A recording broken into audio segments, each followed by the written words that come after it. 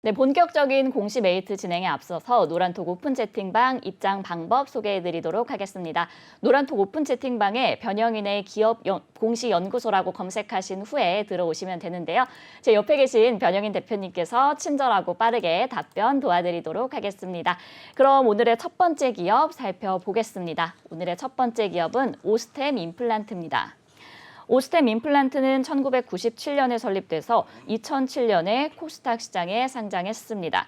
치과용 임플란트 그리고 치과용 소프트웨어 개발 및 제조 및 판매가 주요 사업이고요. 국내 임플란트 시장 점유율 1위로 약 50%의 시장을 점유하고 있고 아태 지역 1위, 세계 점유율 4위의 회사입니다. 실적도 한번 확인해 보도록 할게요. 2021년 연결 기준 매출액은 8,245억 원, 영업이익 1,433억 원, 당기순이익은 234억 원을 기록했는데요. 매출은 전년보다 31.3% 증가했고 영업이익은 45.6% 증가했습니다. 반면 당기순이익은 횡령으로 인한 손실 반영으로 인해서 큰 폭으로 감소했습니다. 이 회사는 지난해 순이익과 관련해서 직원의 횡령액 2,215억 원 중 일부 법무법인이 환수한 335억 원과 수사기관이 몰수, 보전 조치 등을 취해서 회수 가능한 금액을 반영한 외부 1차 보고서를 바탕으로 선정됐다고 말했습니다. 네, 이렇게 오스템 임플란트 기업 정보 살펴봤고요. 대표님, 어떤 공시 볼까요? 예, 바로 어제였습니다. 오스템 임플란트 지금 많은 이 보유자분들이 걱정이 좀 많으실 텐데 바로 어제가 좀 결정일이었죠. 공시 보도록 하겠습니다. 회사입니다. 기타 시장 안내였습니다. 오스템 임플란트 기업심사위원회 심의 속개를 결정했는데요. 내용 보도록 하겠습니다. 거래소는 오스템 임플란트에 대해서 2022년도 2월 17일 코스닥 시장의 상장 규정에 의해서 상장 폐지 가능성 등을 검토한 결과 상장 적격성 실질 심사 대상으로 결정된 바가 있었다. 그런데 2월 28일 오스템 인프라가 개선기획서를 제출했고 3월 29일 바로 어제였습니다. 기업심사위원회를 개최했는데 이 결과 심의를 속기하기로 결정하였음을 알려드린다. 지금 사실은 이제 어제 상장 폐지가 결정되는가, 상장 유지가 되는가, 개선 기간을 부여받는가. 자, 셋 중에 하나가 좀 결정될 수 있는 사안이었는데 그렇죠. 지금 일단은 이 결정에 대해서 다시 한번 이 심의를 속개, 연기해서 다시 한번 의제를 논하겠다. 자, 이게 뭐냐면 좋은 겁니까? 나쁜 겁니까? 이게 단도직입적으로 많이 물어보시죠. 네네, 그렇죠. 일단은 이렇게 상장 폐지 요건은 아니다.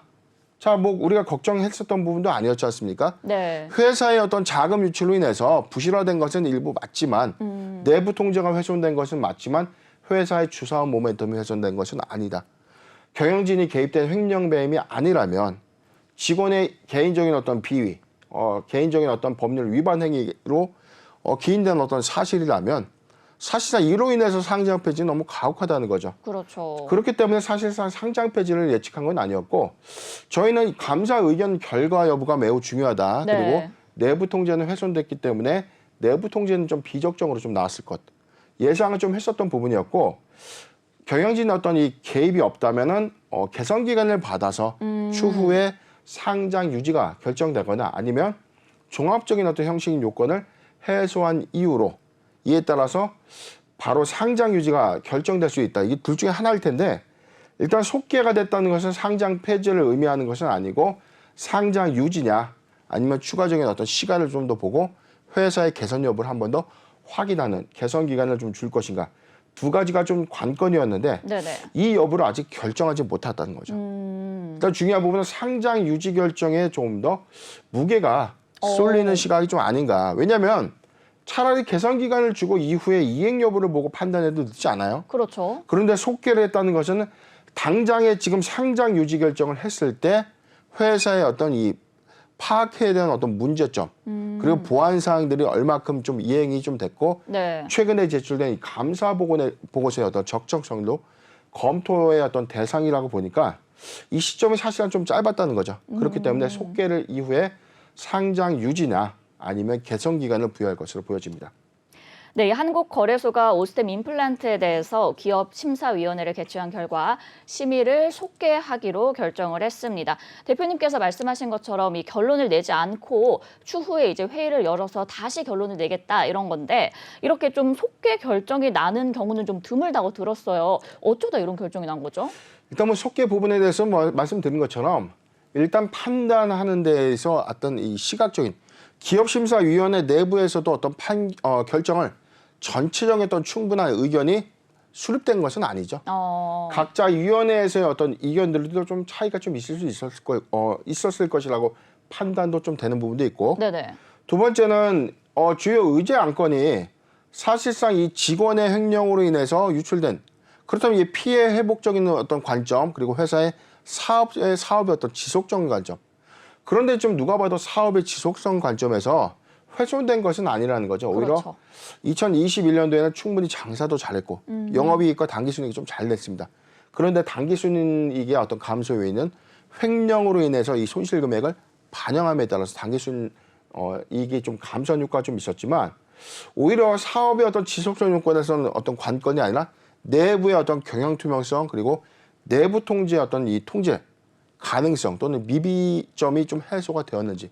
자, 이 두 가지 부분이 제일 큰 관건이었기 때문에 네. 일단 회사는 빠르게 이 내부 통제 이 시스템에 대해서 다시 한번 이 구축을 위한 어떤 외부 전문 기관을 통해서 구축을 좀 완료했다라고 좀 밝혔고 네. 이에 따라서 어떤 제도적인 보완 마련도 있었기 때문에 공시를 좀 보면 3월 16일 주총 소집결에도 좀 나와 있습니다.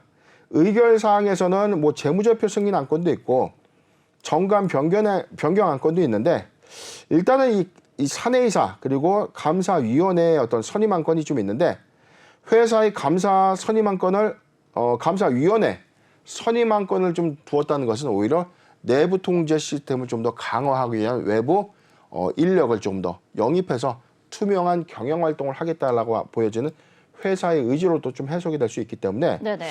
자 이런 관점들이 사실상 어떤 속개를 좀 결정하는 데 어떤 종합적인 판단 요소로 좀 작용된 것이 아닌가. 자 그렇게 되면 속개 이후에서 최종적인 어떤 이 결정 여부가 나올 것이 좀 보여지는데 아직 일자는 좀 나오지는 않았습니다. 지금 2월 28일, 3월 29일 날 속개 결정을 했는데 속개 이후의 어떤 결정에 대해서는 한국거래소에서 기타 시장의 내로 다시 한번 나올 수 있기 때문에 주총 이후에 그래도 한 4월 중순 이내에는 그래도 속개 이후에 어떤 최종 확정 어떤 이 심의일이 잡혀지지 않을까 예상을 해 봅니다.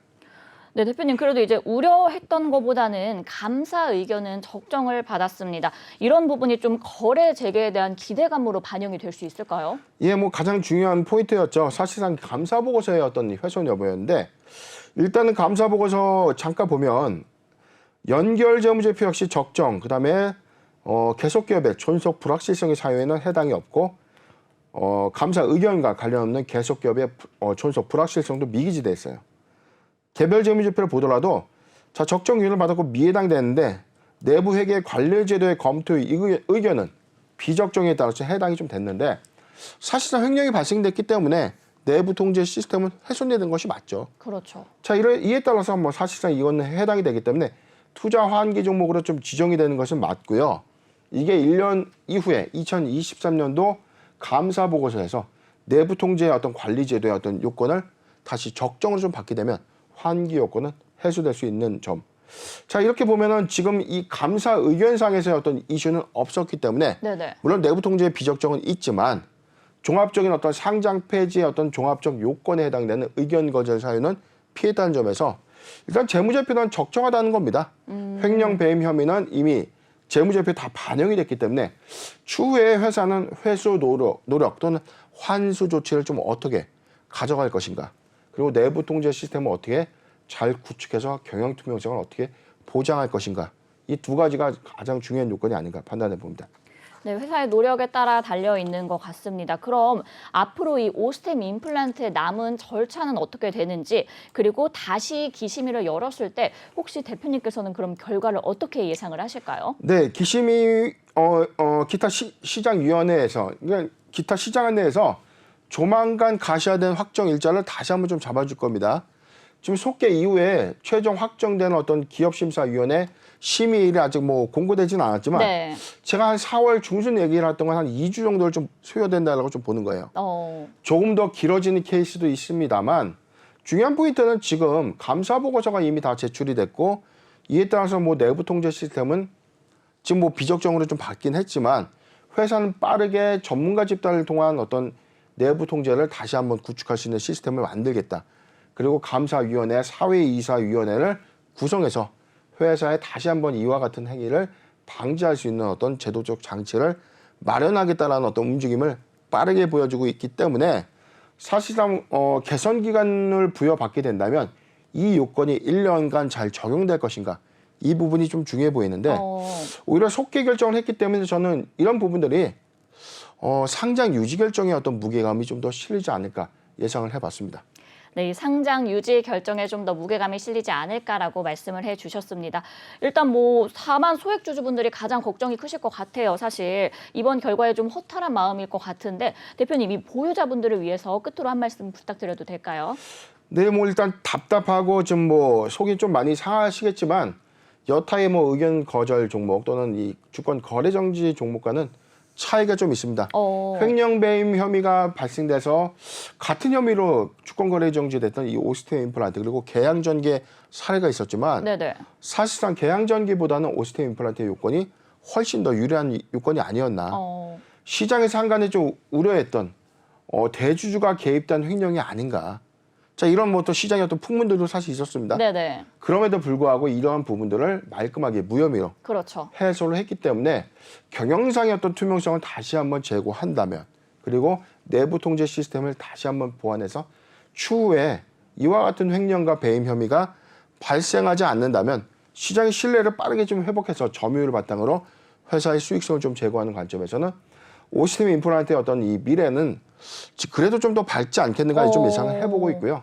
심의 속개 이후에 만약에 상장 유지가 결정이 된다면 단계 좀 악재로 반영될 수 있는 모멘텀은 맞지만 네. 오스테오 임플란트 충분히 저력이 있고 시장 점유율의 관점 그리고 오스테오 임플란트의 이 성장성, 확장성을 우리가 좀 고려했을 때는 충분히 그래도 낙폭 이후에 충분히 제 자리를 찾아가지 않을까 예상해 봅니다. 네, 이 오스템 임플란트 충분히 저력이 있고 또 성장성도 보인다라고 이제 정리를 해주셨습니다.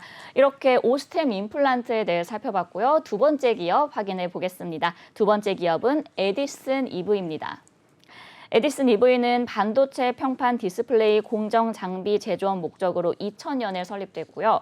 2011년에 코스닥 시장에 상장했습니다. 주요 사업은 반도체 디스플레이 생산 과정에서 사용하는 플라즈마 진단 장비, 유리 기판 검사 장비의 제조와 판매입니다. 뿐만 아니라 2017년 전기 자동차 산업에 진출을 해서 2018년 초소형 전기차 D2를 출시를 했고요. 2019년에는 초소형 화물차 D2C를 출시한 바 있습니다. 실적도 한번 확인해 볼게요. 2021년 연결기준 매출액 296억 원, 영업손실 7억 7천만 원, 당기순손실 85억 원을 기록했는데요. 매출액은 전년 대비 138.5% 증가했으나 영업손실과 당기순손실을 기록하면서 적자를 지속했습니다. 네, 이렇게 에디슨 EV 살펴봤고요. 대표님, 어떤 공시 볼까요? 네, 최근에 뭐 에디슨 EV 롤러코스터 뭐 주가 양상 좀 보여주면서 좀 많은 뭐 시장의 화두로 좀 지목이 됐던 종목인데 바로 어제 뭐 상당히 좀 많은 공시가 좀 있었습니다. 차근차근 좀 보도록 할게요. 회사는 3월 29일 바로 어제였습니다. 조회 공시 요구가 있었는데 내용 보도록 하겠습니다. 조회 공시 요구입니다. 풍문 또는 보도에 의해서 이 회사의 감사 의견이 비적정한가에 대한 설에 대해서 물어본 겁니다. 감사 의견 비적정설의 사실 여부, 구체적인 내용에 대해서 답변해라. 그래서 3월 30날 6시까지 답변을 해달라라고 한국거래소에서 요구를 좀 했는데 오늘이네요. 회사 감사보고서 제출을 했습니다. 내용 보도록 할게요. 감사보고서 제출입니다. 회사 연결재무제표 감사 의견은 의견 거절입니다. 계속기업의 존속, 불확실성의 사유에도 역시 해당이 됩니다. 좀 더 하단의 내용 보도록 할게요.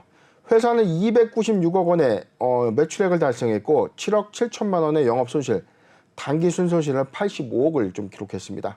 하단 내용 더 보도록 하겠습니다. 개별 재무제표입니다.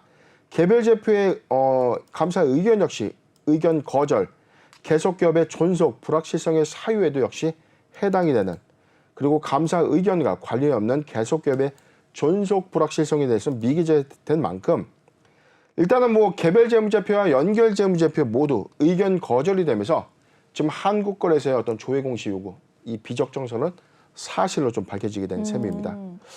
내용은 또 보도록 하겠습니다. 이에 따라서 기타 시장 안내를 통해서 상장 폐지 실질 심사 사유가 좀 발생했는데 에디슨 EV 기타 시장 안내 상장 폐지 관련된 사항입니다. 회사는 3월 29일에 감사 보고서를 제출했고 최근 사업년도에 재무제표에 대해서 감사인의 감사 의견이 계속 기업의 존속 능력에 대한 불확실성으로 인한 의견 거절임을 공시했다. 이에 따라서 2022년도 4월 11일까지 감사인의 사유 해소에 대한 확인서를 제출하지 못할 경우에는 상장 폐지 사유에 해당된다. 자, 용어 어렵죠? 네. 4월 11일까지 재감사 받아서 감사 의견 적정 받으면 살려주겠다는 겁니다. 자, 이에 대해서 제출하지 못하면 상장 폐지 사유에 해당될 수 있다는 겁니다.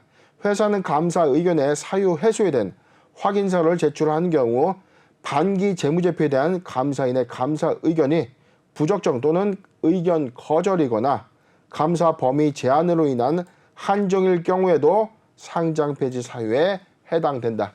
자, 다시 한번 적정하다라는 의견서를 낸다고 하더라도 반기 검토 보고서 자체에서도 비적정 또는 한정 의견을 받게 되면 역시 상장 폐지 사유에 해당될 수 있다라는 공시가 좀 되겠습니다. 네, 일단 에디슨 EV의 감사 보고서 결과 의견 거절이 나왔습니다. 그동안 뭐 실적이 좋아질 거다, 쌍용차를 인수하고 채무를 갚겠다 이런 좀 거창한 계획들을 내세웠는데 결국에 이제 투자자들이 어떻게 보면 속은 상황이 된 거잖아요. 그렇죠. 네, 이런 거를 좀 사전에 인지하고 예방할 수 있는 방법은 없을까요? 네, 지금 투자자 입장에서는 굉장히 괘씸하다고 볼 수밖에 없어요. 왜냐하면 그렇죠. 2월 4일 잠깐 공시를 보도록 할게요. 회사는 영업이익을 달성했다. 잠정실적 공시를 했었죠. 매출액 또는 손익구조의 30% 이상 변동 공시에서 325억 원의 연결 매출 그리고 5억 9,500만 원의 영업이익을 달성했고 71억 원의 당기 순손실을 기록했지만 영업이익을 달성하면서 흑자 전환했다고 공시를 좀 했었습니다. 네네. 전기차 판매 급증에 따른 매출과 이익이 증가했고 비용 절감 활동의 이 추진에 따라서 수익성이 크게 개선됐다라고 좀 공시를 했었어요. 개별 재무제표에서도 뭐 역시 이 기대감을 좀 가져왔는데 자, 그런데 이 시점에 자, 투자자 입장에서 쌍용차 인수 기대감도 있었죠. 영업이익도 달성했기 때문에 장기적인 비전을 보고 매수할 수 있는 요건들을 좀 충분했었던 겁니다. 그렇죠. 회사가 점진적인 수익성이 개선이 되고 있었다는 어떤 부분들 때문에 오히려 이 요건으로 인해서 사실상 좀 기대감을 좀 가져갔는데 자, 이런 부분들이 사실상 이제 우려감으로 좀 반영이 됐던 원인 중에 하나가 예상하지 못했다는 거예요. 왜냐면은 다시 한번 보도록 하겠습니다. 이게 공시가 좀 지워졌는데 네네. 자, 다시 한번 보도록 할게요. 에디슨 EV죠. 네, 에디슨 EV. 네, 에디슨 EV. 자, 이렇게 찾는 겁니다. 네. 자, 네. 내용 보면 감사 보고서 제출 다시 한번 볼게요. 네네. 다시 보면은 한번 보도록 감사 할게요. 보고서 제출해서 아까는 5억 5천만 원의 영업이익이 땄다. 흑자로 전환됐다.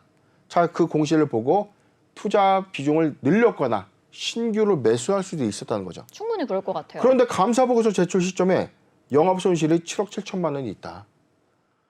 이거 플러스 지금 의견 거절까지 좀 제출하면서 투자자 입장에 소위 말하는 뭐 멘붕, 너무 네. 화가 나고 정말 괘씸하다는 생각이 좀 들 수밖에 없는 상황이에요. 그렇죠. 자, 이럼에도 불구하고 3월 29일 공시 좀 보도록 하겠습니다.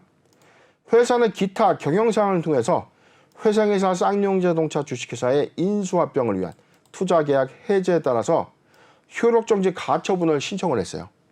즉 인수해제 통보에 대해서 이 효력을 정지해 주세요. 계약 지위를 인정해 주세요. 아직 네. 가처분 이제 신청 좀 했는데 에디슨 모터스가 주식회사 에디슨 EV가 채무자 쌍용차 주식회사를 통해서 본안소송 판결 확정 시까지 투자계약 해제 통보에 대한 효력을 좀 정지한다.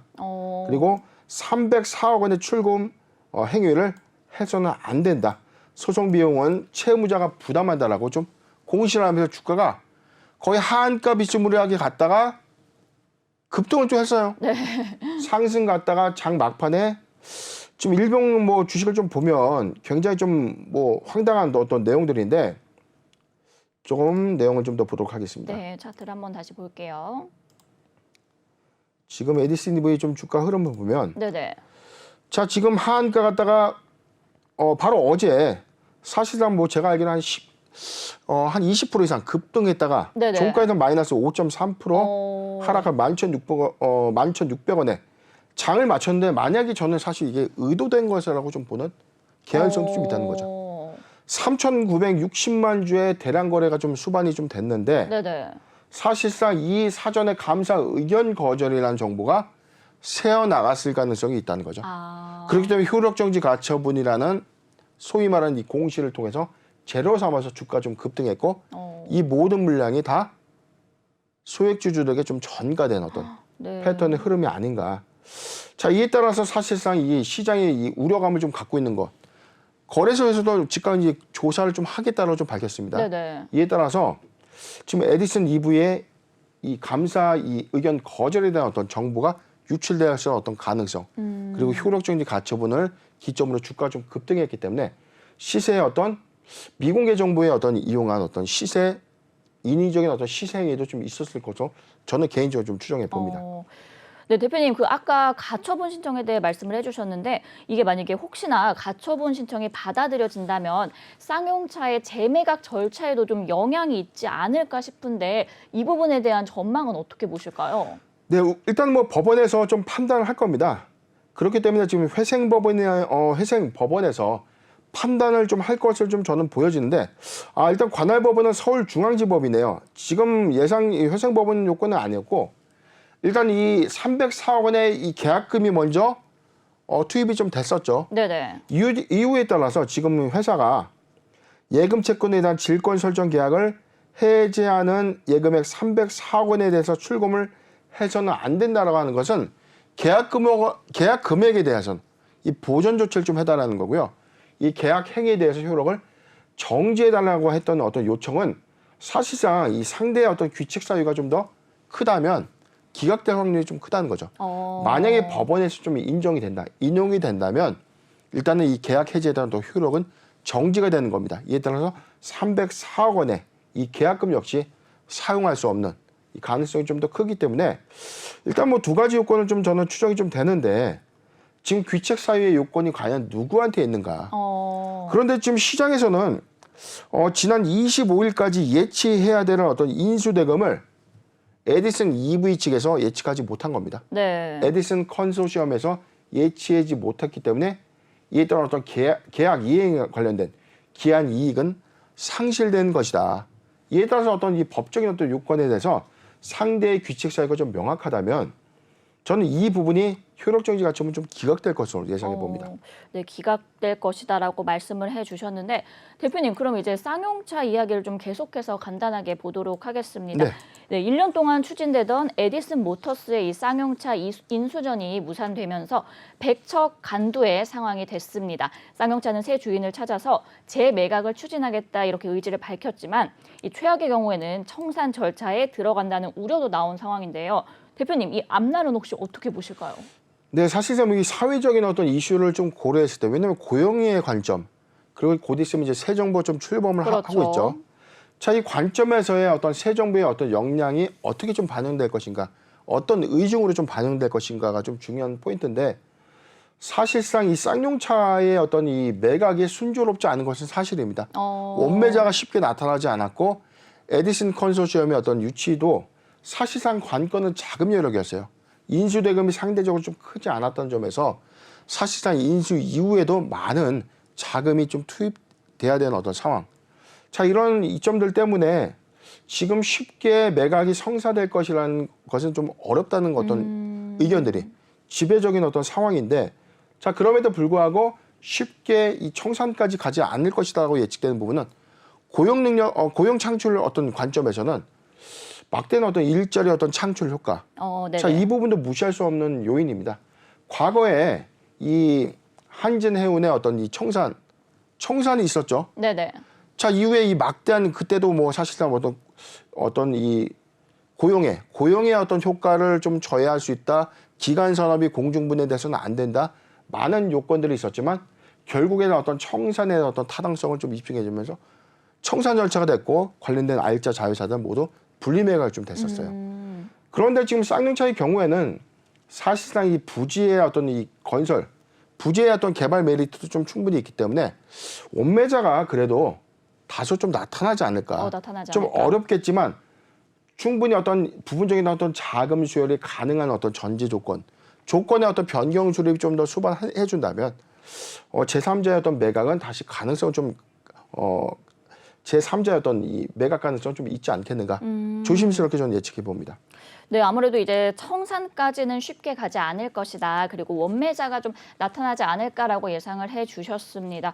대표님, 근데 이게 혹시나의 경우 에디슨 EV가 쌍용차 인수를 통해서 또 일종의 주가 띄우기를 한 것이 아니냐라는 좀 의심도 들거든요. 네, 대표님 생각은 어떠세요? 네, 지금 뭐 누구나 지금 시장에서 문제가 이슈가 좀 되었기 때문에 사실 좀 이슈가 되었기 때문에 항상 좀 언급이 됐던 부분들인데 네네. 자, 회사는 무상증자 효과를 띄우면서 쌍용차 인수 기대감 그리고 에디슨 모터스가 에디슨 세미시스코죠. 구 세미시스코 인수 과정에서 주가가 지금 7,750원대에 있던 이 주가가요. 단기에 82,400원까지 뭐 네. 수직 상승을 좀 했어요. 그러게요. 자, 이후에 주가가 상승폭만큼 좀 하락된 구간까지 거의 내려와 있는 상황이죠. 네네. 자, 시점이 비슷합니다. 자, 이런 차트는 제가 과거에 지금 상장 폐지된 루보 사태 이후로 처음 보는 이 흐름이에요. 네. 지금 이거는 시장에서도 좀 너무 이게 말이 안 되는 어떤 이 주가의 흐름이냐. 일봉차 때도 이런 흐름이 좀 있을 수 있느냐. 네. 누가 봐도 확연한 주가의 어떤 노름에 불과했다라는 어떤 여부는 결과론적인 어떤 부분에서 쌍용차 인수를 하지 못했고 의견 거절까지 추반을 했기 때문에 이런 의혹에 대한 어떤 해소는 당분간 이 미공개 정보 이용 또는 불공정 거래 행위에 대한 어떤 조사 여부가 좀 있어야 되는 것 아닌가. 저는 조심스럽게 좀 예상을 해보는데 지금 투자자 기망 행위는 사실상 2월부터 좀 시작됐다고 봐요. 회사가 충분한 자금 여력이 없었음에도 불구하고 쌍용차를 인수할 것이다라고 강하게 이야기했었고 네. 그리고 영업 이익을 달성했다라고 뻔뻔한 공시를 했었죠. 그쵸. 이후에 감사 보고서에 영업 이익이 영업 손실로 변경이 좀 됐었고 그리고 쌍용차의 인수는 최종적으로 계약 해지 통보까지 좀 받으면서 그럼에도 불구하고 효력정지 가처분 신청을 내면서 인위적인 주가의 어떤 상승 흐름 소위 말하는 설거지 흐름까지 좀 나와주면서 네. 시장의 불신이 모두 반영된 흐름인데 굉장히 보유자 관점에서 스트레스 좀 크실 수 있고 그렇죠. 믿었던 어떤 이 비전만 갖고 믿었던 투자자 입장에서는 하소연할 데가 없을 만큼 좀 굉장히 좀 답답한 상황에 처해진 것은 네. 사실이 아닌가 판단해 봅니다. 사실 제가 투자자 입장이어도 이 쌍용차 인수라는 좀 달콤한 호재에 현혹돼서 충분히 고점에서 살 수도 있을 것 같거든요. 그런데 이제 매각 무산에 감사 보고서 거절까지 결국에 이렇게 악재로 마무리가 됐는데요. 대표님, 그럼 이제 앞으로 이 회사가 좀 해결해야 될 과제 그리고 대응 전략에 대해서 한번 말씀 부탁드릴게요. 일단은 뭐 에디슨 EV의 경우에 뭐 감사 의견 거절로 인해서 뭐 바로 상장 폐지에 좀 들어가는 것은 아닙니다. 네. 지금 이 개정된 규정에 의해서 지금 상장 의견 거절에 따라서 이 코스닥 상장법인이 이의 신청을 하면 상장 폐지에 따른 어떤 이의 신청을 하게 되면 자동으로 개선 기간을 부여해 줍니다. 그렇기 때문에 2023년도 4월까지는 개선 기간을 좀 부여받을 것으로 보여지는데 이 과정에서 문제가 됐던 의견 거절 사유를 해소해야 되는 숙제를 좀 안고 있는데 지금 의견 거절 사유를 잠깐 보도록 할까요? 자, 내용 보도록 하겠습니다. 지금 감사인은 사모와 회계법인인데 의견 거절 사유를 좀 볼게요. 회사는 이 계속 기업으로서 존속한다는 가정을 전제로 작성되었는데 이 자산과 부채가 정상적인 사업 활동 과정을 통하여 회수되거나 상환될 수 있다는 가정 하에서 회계 처리가 됐다. 그런데 주석에서 기술하고 있는 바와 같이 회사의 유동자산은 523억 그리고 유동부채는 647억으로 지금 부채가 자산을 지금 120억 원 정도, 네. 124억 정도 초과되고 있죠. 그렇죠. 자산보다 부채가 124억 많은 겁니다. 자, 이에 따라서 회사가 발생된 회사 단기 2021년도 이 단기 중에 영업 손실이 4억 3천만 원이 좀 발생했고 단기 순손실이 85억 원이 발생했기 때문에 회사가 계속 기업으로서 이 존속 능력에 대한 유의적인 의문을 제기할 만한 중요한 불확실성이 존재한다는 것은 뭐냐면 죄송합니다. 네네. 지금 85억 원의 손실을 기록하고 있고 영업 손실을 내고 있는 이 회사가 143억이라는 124억이라는 이 부채 초과된 부채를 갚을 수 있는 능력이 되느냐. 자, 이게 관건이라는 겁니다. 계속해서 사업을 할 경우에 이 회사가 부채를 상환할 수 있는 능력을 갖겠는가라는 어떤 유의적인 의문을 제기한 겁니다. 그렇기 때문에 304억 원에 대한 어떤 회수를 위해서 노력을 할 텐데 사실상 이게 규칙 사유는 너무나 완연하기 때문에 그렇죠. 회수는 좀 어렵다고 저는 판단해 보는데 지금 에디슨 이브의 입장에서는 추가적인 어떤 자금 조달을 통해서 회사의 부채 비율을 낮추는 숙제 그리고 회사의 어떤 수익성을 좀 제고할 수 있는 네네. 수익성을 제고할 수 있는 사업 구조의 어떤 개편이 필요한 부분이 아닌가 좀 싶은데 일단은 지금 이 의견 거절의 근거는 유동부채 비율을 좀 해소한다면 그리고 사업의 어떤 구조를 좀 개편한다면 의견을 받을 수 있는 역량을 좀 보여집니다. 그렇기 때문에 자금 조달을 좀 회사가 적극적인 어떤 자금 조달을 통해서 부채의 비율을 크게 좀 낮춘다거나 네네. 또는 사업 구조를 좀 개편해서 영업이익률 그리고 매출의 어떤 확장성을 좀 가져갈 수 있는 요인을 가져간다면 2022년도 기중에 충분히 이 사유를 해소될 수 있는 어떤 미션은 아닌가 좀 생각해봐요. 상대적으로 다른 회사의 어떤 의견 거절 법인보다는 네네. 상황이 그래도 조금 나은 편이 아닌가 예상해 봅니다. 네, 일단 부채 비율을 좀 줄이고 수익성을 제고하는 것에 회사가 초점을 맞춰야 될 것 같습니다. 네, 그럼 이제 오늘의 마지막 기업 살펴보도록 할 텐데요. 오늘의 마지막 기업 시스웍입니다. 시스웍은 2004년에 설립돼서 2017년에 코스닥 시장에 상장했습니다. 주요 사업은 클린룸 제어 시스템, 냉난방 공조 시스템 및 환기 제어 시스템의 제조 및 판매입니다.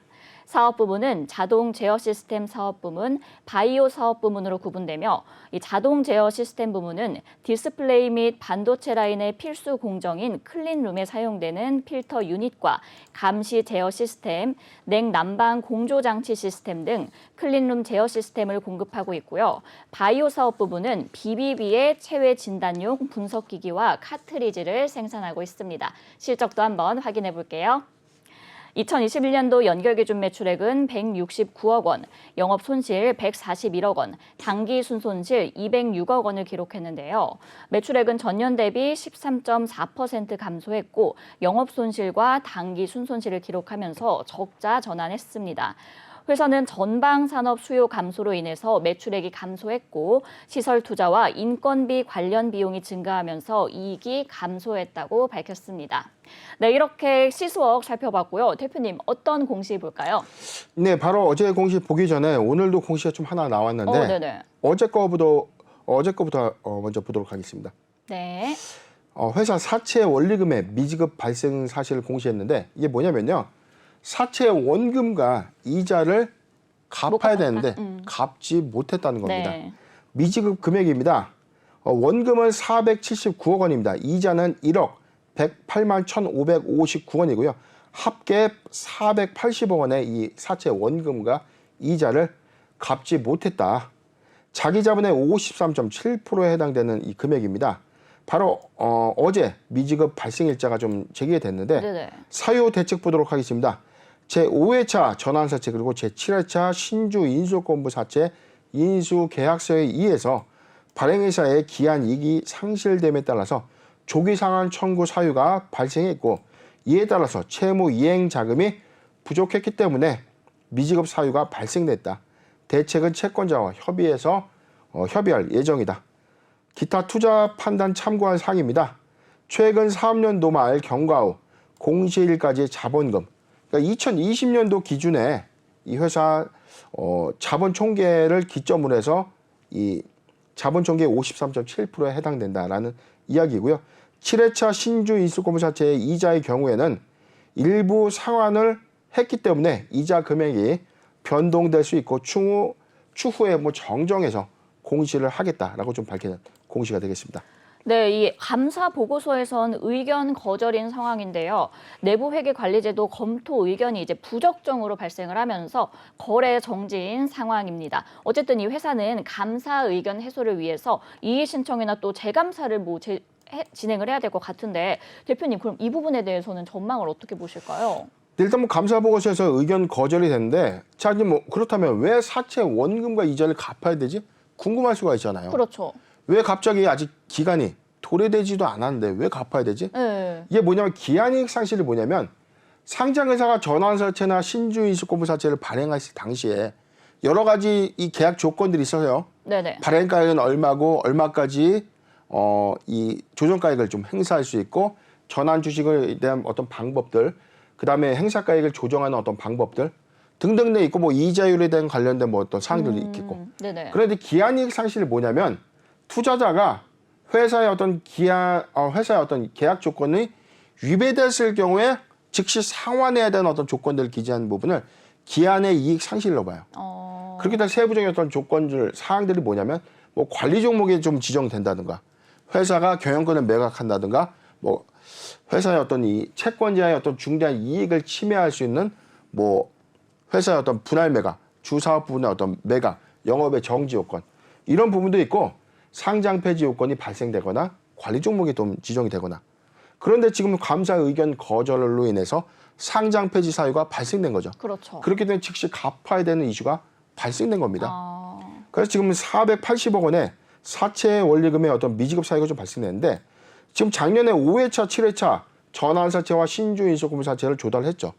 그런데 네. 의견 거절로 인해서 채권자 입장에서 즉시 갚아야 되는 어떤 이슈가 부각이 되면서 480억을 한 번에 지금 갚아야 되는 이슈가 부각된 셈인데 지금 사업보고서를 좀 보면 회사의 12월 31일자 기준의 현금 잔고가 지금 140억이에요. 네. 480억을 일시에 갚기에는 너무 부족한 액수죠. 그렇기 때문에 추후에 이 금액을 어떻게 상환할지 지금 회사는 협의를 하겠다는 겁니다. 자, 오늘 공시가 하나 있었습니다. 회사 탑업인 주식 및 출자증권의 양도 결정 공시가 좀 있었는데 네네.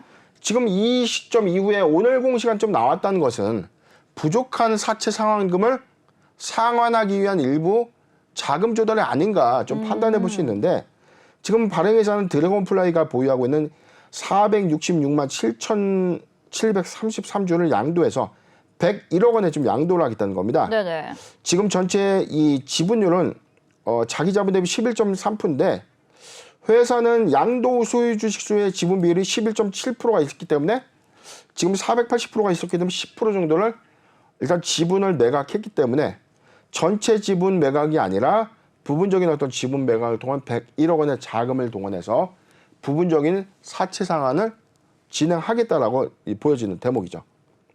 네, 대표님. 근데 이게 좀 일단 급한 불부터 끄자 좀 이런 느낌으로 판단이 되는데 그렇다면 회사의 안정적인 수익을 내는 방향으로 좀 변화가 필요하지 않을까 싶거든요. 글쎄 근데 좀 중요한 부분은 480억이라는 이 부분이 사실상 나머지 금액에서 다 한다고 하더라도 한 번에 일시적으로 좀 정리될 수 있는 요건은 좀 아니라는 겁니다. 자, 그렇기 때문에 의견 거절의 어떤 이슈가 좀 중요해 보이는데 일단 회사가 살아나야지 상장 유지가 돼야 자금 조달도 할 수 있는 거죠. 거래정지법인에 자금을 투자할 수 있는 사람은 없다는 겁니다. 그렇죠. 최대 주주가 자기 자금을 오히려 회사에 투입을 한다면 좀 이야기는 좀 다른 양상이 될 텐데 지금 이 사업보고서 잠깐 볼까요? 감사보고서 제출 좀 보면 지금 회사의 감사보고서 내용을 좀 보도록 하겠습니다. 의견 거절 사유에 대해서 한번 좀 우리가 체크를 해봐야 되는데 네. 의견 거절의 근거입니다. 회사는 금융자산의 공정가치 평가가 좀 잘못됐다는 겁니다. 기타 채권에 대한 손상 평가가 충분하고 적합한 감사 증거를 확보할 수 없었다. 회사가 투자한 어떤 이 공정 이 가치 기타의 어떤 채권에 대해서 이 적합한 감사 증거가 좀 없었다. 그러니까 기타 채권이 조금 더 잘못될 가능성이 좀 크다. 두 번째입니다. 재고자산과 유형자산의 취득 거래가 적정하지 않다는 겁니다. 회사는 바이오 사업을 위해서 재고자산을 매입했고 매출 거래가 좀 있었는데 이 부분이 이 유형자산의 취득 그리고 자금 거래의 타당성과 회계 처리의 적정성을 판단하기 위한 증거를 확보하지 못했다. 지금 시스웍은 주사업이 클린룸 이 설비를 제공하는 사업을 영위합니다. 네네. 그런데 작년에 이 최대 주주 회사인 BBB를 통해서 진단키트 사업을 하겠다라고 지금 선언을 했죠. 그렇죠. 그런데 사업의 또 실적 성장은 좀 미미합니다. 7억 원에 불과한 매출에 불과했죠. 그렇죠. 그럼에도 불구하고 이 회사는 다량의 자금이 나가서 이 진단키트의 이 재고 자산을 매입했다라고 장부처를 했는데 네. 이 부분에 대해서 적정성을 확보할 수 없었다. 타당성과 자금 거래의 이 적정성을 판단하기 위한 증거를 확보하지 못했다는 겁니다.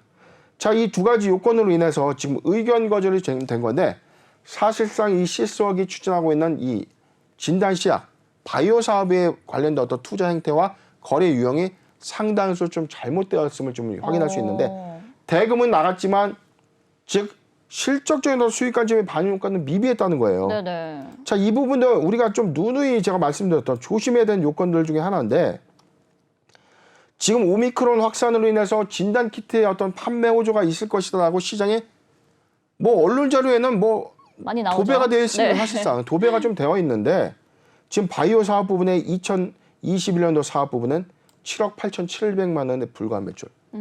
이게 어떻게 오미크론 확산에 따른 수혜가 된다라고 볼 수가 없지 않습니까? 그렇죠. 그럼에도 불구하고 재고 자산에 대한 자금 거래는 적정하지 못했다. 그럼 이 부분에 대한 자금 이동 또는 이 부분에 대한 이 재고 자산 부분에 대한 평가 이동, 자금에 대한 회수 부분에 대해서 숙제를 안고 있었다는 것은 시스웍의 입장에서 이 두 가지의 공정 가치 요건, 그다음에 재고 자산의 적정성 요건을 다시 원복하지 않는다면 사실상 좀 어려운 요건이 아닌가 싶은데 일단 말씀드린 것처럼 회사는 주권거래 정지 이후에 이의 신청을 통해서 1년간 개선 기간을 좀 부여받을 수 있기 때문에 네네. 이 기간 동안 아까 그 두 가지의 요건, 공정가치의 평가 요건, 그다음에 재고 자산의 적정성 요건을 해소해야만 거래 정지가 좀 해제될 가능성이 좀 큰데 이 두 가지 숙제가 사실상 이 관건이 아닌가 예상해 봅니다. 네, 오늘 이렇게 오스템 임플란트 그리고 에디슨 EV, 시스웍에 대해 살펴봤는데요. 대표님께서 말한 포인트들이 우리 투자자 여러분들의 투자에 많은 도움이 되었으면 좋겠습니다. 더 궁금하신 사항은 노란톡 오픈 채팅방 변영인의 기업 공시 연구소 들어오셔서 질문 남겨주시면 되겠습니다.